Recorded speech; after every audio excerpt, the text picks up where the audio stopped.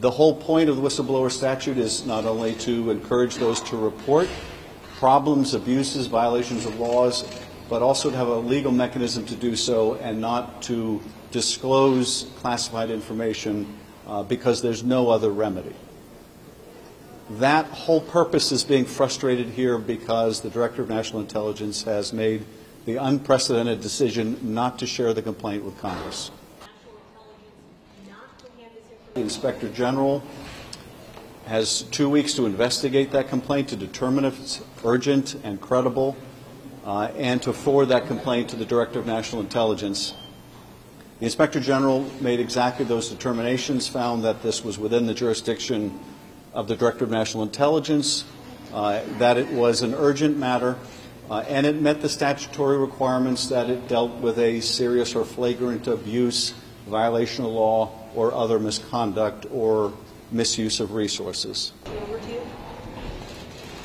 Mr. Atkinson wrote, "I set forth the reasons for my concluding that the subject matter involved in the complainant's disclosure not only falls within the DNI's jurisdiction, but relates to one of the most significant and important of the DNI's responsibilities to the American people." This is what's being withheld from Congress right now. In this court or that court, there's an urgency here. We do not have the complaint. We do not know whether the press reports are accurate or inaccurate about the contents of that complaint.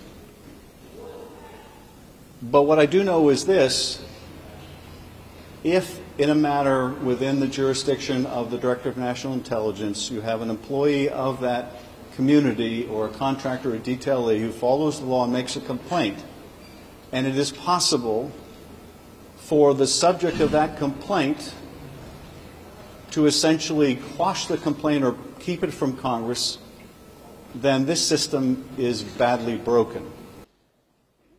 All I do know is this. I don't know whether the White House is directly involved because we can't get an answer to that question, but we do know that they are making some claim that a privilege may apply. Well, that narrows the category who may be intervening here. Well, there is no privilege that covers who is in a position to influence an acting Director of National Intelligence who has not been on the job very long to do something completely unprecedented, which is to go outside of his own agency and seek an opinion about whether he has to provide this to Congress. There are a limited number of options that also implicate privilege. And so the shorter answer is we don't know, but there's certainly a lot of indications that it is someone at a higher pay grade than the Director of National Intelligence. What allegation was this complaint involved?